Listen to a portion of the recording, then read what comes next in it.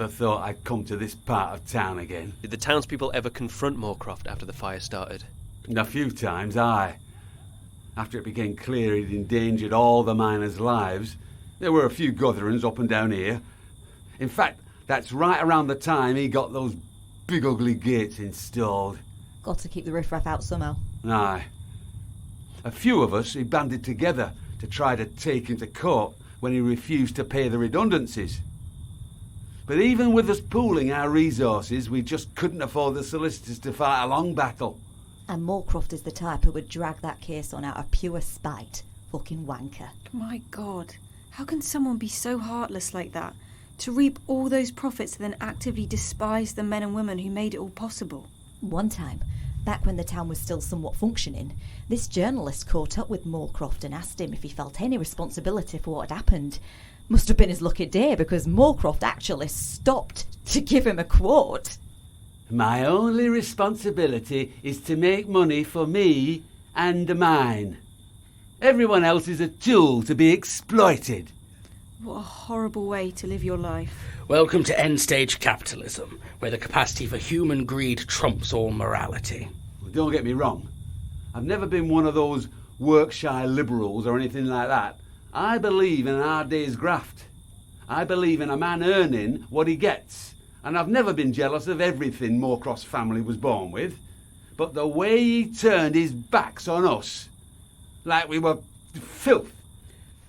Well, I don't know about you two, Dan and Abigail, but I'm sufficiently mad. I think it's time to go and speak with Mr. Moorcroft. Agreed. Definitely. I think we'll probably hang back. He probably won't even open the door if he sees us. Good idea. In fact, Dan, I'd like you to go with Sharon and Toby. The three of you could go around the back of the manor and see if there's a back entrance. Wait a minute. I don't want to go with these two. No offence. I didn't mean it like that. It's just, who put you in charge, James?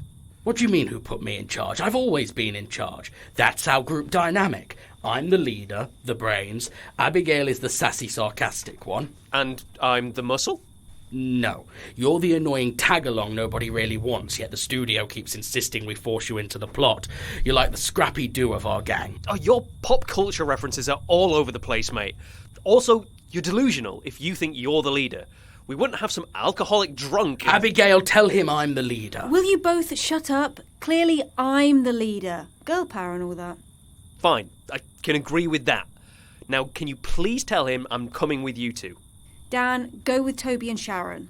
What? You heard me. I think you should go with Toby and Sharon. But Abby, I just... Just need to talk to James, Dan. I see. You feel like we're in the middle of something here. Just keep walking.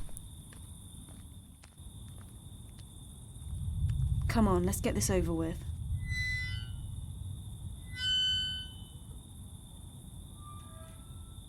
Listen to that echo. This might just be the quietest town in the country. It's not really a town anymore, is it? It's a graveyard. I sent Dan away with the others because I wanted to talk to you. About? What's been happening to me? I'm still having these recurring nightmares. The burn man. It's not just you. I'm still having them as well. When I do sleep, that is. I think Dan is too. Do you think it has something to do with this place? I don't know. But an entire town on fire? Sounds like it would fit. The dream didn't cause Dan or me to sleepwalk, though. I wasn't asleep. Not exactly. I was awake and I knew what I was doing. I just couldn't stop myself. It was like a compulsion. You think it was the spirits that compelled you? I think it was their sadness. It's like I can feel their emotions. And there's something else as well. What?